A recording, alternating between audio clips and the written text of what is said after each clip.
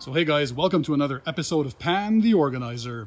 So on today's show, I'm giving you an update on the tire dressing challenge. So if you remember the video from a couple of weeks ago, I applied a different tire dressing to each one of the 4 tires on this Mazda CX-5. So it's been just over 2 weeks now since the challenge. So we're gonna have a little update and see how the dressings did. The car has not been washed, so as you can see, this is super filthy. It's been blazing hot here in Montreal, Canada in the past weeks. So we're talking temperatures anywhere from 35 to 40 degrees Celsius. So very, very hot. But yeah, it's been very humid as well. So let's see how these guys did.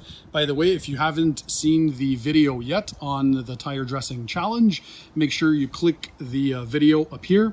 I'll also leave the link in the description under the video for you guys to check it out. So essentially, on this tire, we had Finesse Satin.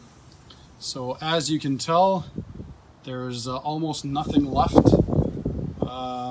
Yeah. There's even some browning that started. You can tell the tire is still a bit black. It's not as brown as if there was no dressing, but there's essentially not much there. So that's the Finesse Satin. As you're going to see, the majority of them have disappeared anyhow. So dressings, like in my real world situations, they typically last a couple of days, so 3 days to a week tops. And you have to reapply. I mean, so when you're doing a maintenance wash, just go ahead and reapply them. So on this tire, we have Gion Q2 tire, which was the only silica-based tire dressing, so SiO2 based. I thought this one would last a lot longer, but again, as you can tell, browning is even more pronounced on this tire. There's absolutely nothing left, unfortunately. So this is the state of the tire with the Gion Q2 tire. So not much there either. Let's go ahead and look at the other side. So again, absolutely filthy. I'm gonna have to take care of this. What we do for these YouTube tests. I usually like all my vehicles to be clean. This is my girlfriend's car. Okay, so on this tire now, we had Guys Vrp, which won the challenge, by the way, for the way it easily applies and the way it looks. It's water-based, but as you can tell, not much left after over 2 weeks. And again, these tires have not been washed or cleaned since the application. So the car has been through 2 or 3 rainy days. And other than that, it's been pretty much sunny all the time.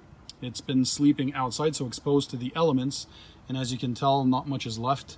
There is still a bit of a little black effect there, but I mean, the browning has started on the sides. Those are all the ozonites that are in the rubber. So all those compounds and chemicals that are surfacing, they oxidize with the air and water. And yeah, so they become brown. That's why you get the browning effect, but not much left there either.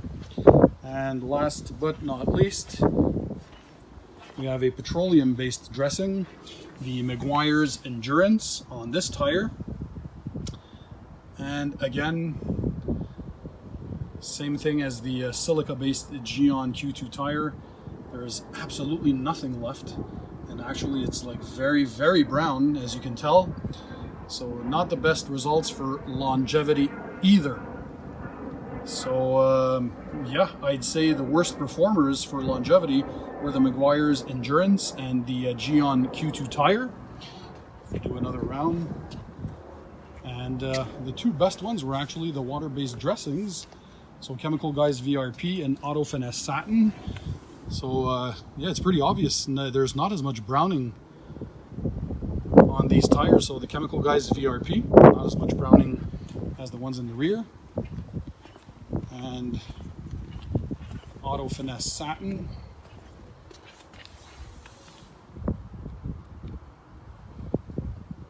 So yeah, not as much browning as their petroleum or silica-based counterparts. So one last look